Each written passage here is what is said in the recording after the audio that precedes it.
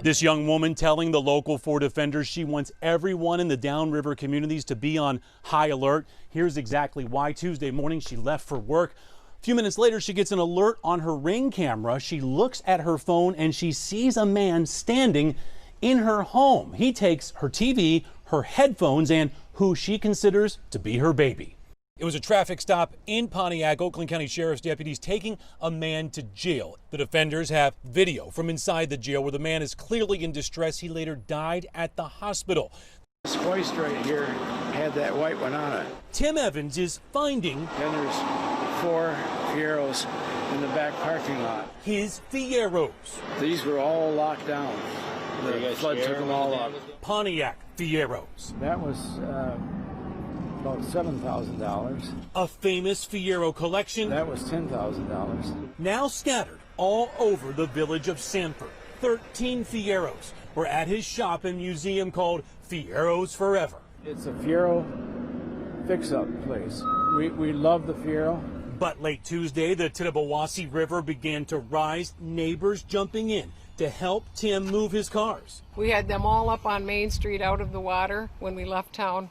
And later that night, we saw them floating down the road. That was heartbreaking, too, because the community came together and pulled those Fieros out of the water initially, and then they got flooded anyway. While we were still doing that is when the dam broke up there. And we had just a few minutes to get out of here. And yes, Tim was able to flee in a Fiero. I did. I left and I went around the block, and we had just put the battery in. There's a few, maybe 1 or 2 that I don't know where they are.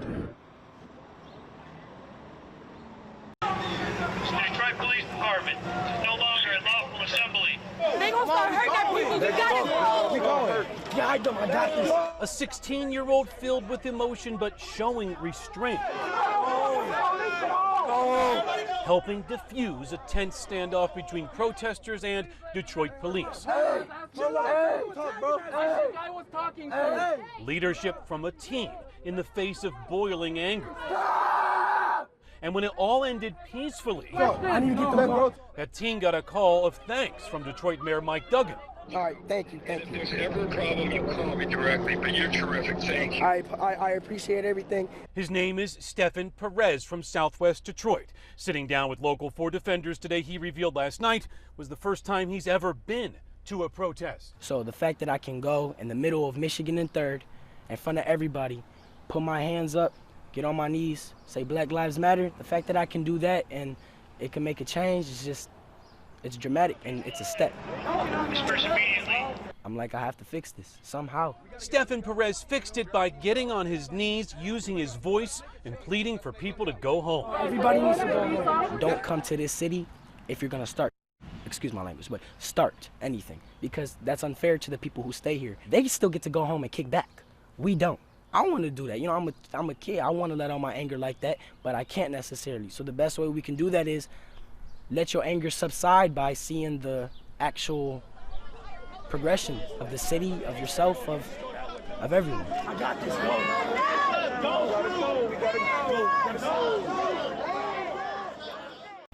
Roads were blocked off, so we couldn't get here until just now, and it's astonishing. I can't believe the devastation. This is the first time Pat and Jerry Perry could walk back into the village of Sanford to check to see if their home of 31 years is still standing.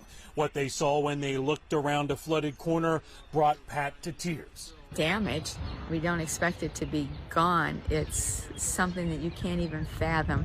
Your whole life is in a house and it's gone. You can see where my house was right there. I had a story and a half right through there. Yeah, I can see my foundation. I think it's gone. When a dam upriver gave way, a wall of water took much of this village out, including Pat and Jerry's home.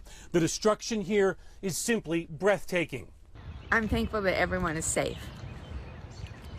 Things are just things, but it's still a hard pill to swallow. We hope that we can find someplace else to live and something that's affordable for us. So we don't have nothing. 72 years old. All I got is a camper.